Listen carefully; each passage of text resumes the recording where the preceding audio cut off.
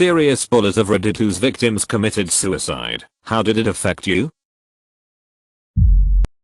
There was a girl named Carrie in my elementary school who was always considered a bit off. Really quirky, and she didn't really have a lot of friends. Granted, I wasn't popular at that point in my life either, so Carrie kind of hung out with the people that I did.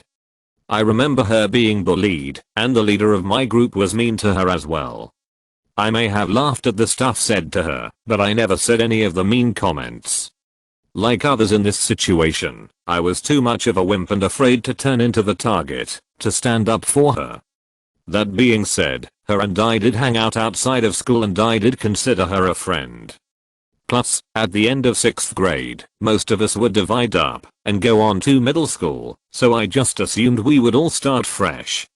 The summer before middle school started, I found out that she had died.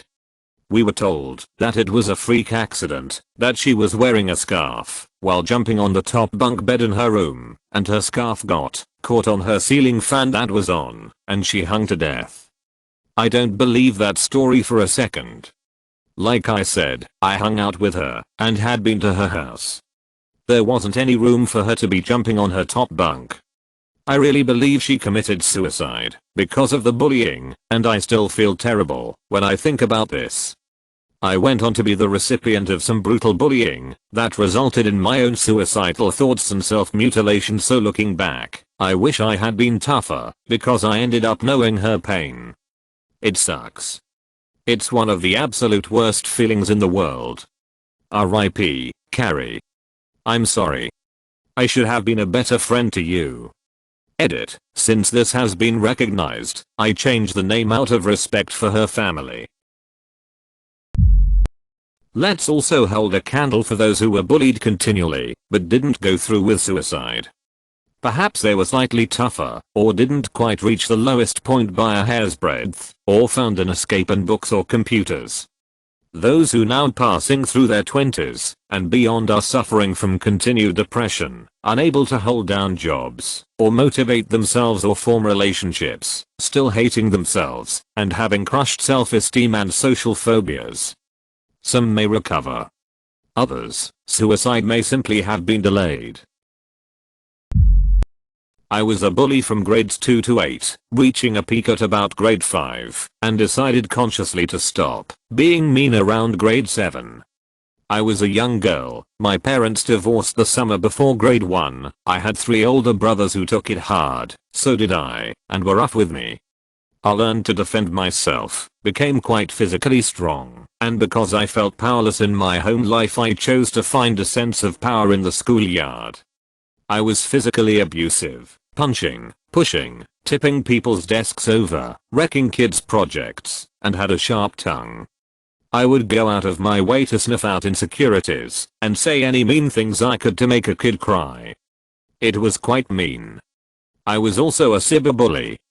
I remember telling one girl at my school over a messaging service that she was fat and ugly and no one would ever have sex with her. I'm still ashamed of that. This girl became severely anorexic and bulimic starting in grade 8, and by grade 12 was in the hospital and almost dead. I tried to reach out and apologize and be there for her. At this point I had done a 180 after heavy therapy in my earlier years, but I understood why she didn't want to talk to me. I saw her last year on my walk to work, and I smiled and said hi. She had a baby in a stroller. I was really happy for her, but I still feel guilt for being such an awful human growing up. There are still a handful of people who have a very low opinion of me, although I came around and made a public apology for being a shitty person. But hurts run deep. Edit. Learned math. I felt pretty awful about this my entire life. When I was 15 or so, we had this one kid come and hang out at our table during lunchtime quite often. The reason my friends made fun of him was for no reason other than he was just a weird kid. Now I personally didn't join in the ragging, I actually thought he was pretty funny. But I never stopped my friends from doing it, and usually laughed at their jokes, so I'm no less guilty than anyone. One guy was really bad on him, he wasn't a good person at all. He didn't have many interesting things to say, so he used making fun of others as a way to fit in, I suppose. He craved attention and us laughing at his jokes was his way to get it.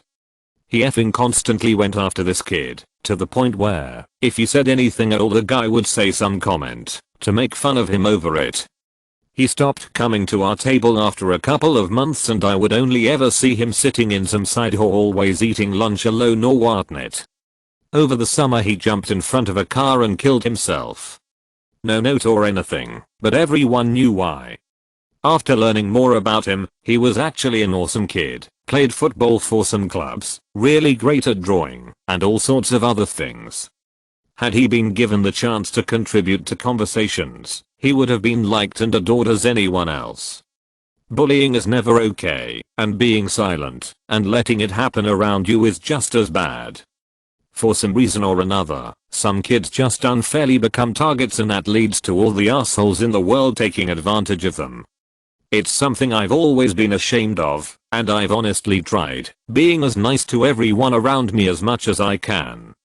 But there was literally dozens of moments I could have told my friends to cut it out, and they would have listened to me. But I didn't. I never said anything. I just always let that shit happen around me. R.I.P. Steve. Great, you made it to the end. Now smash that like button and subscribe for even more videos like this one.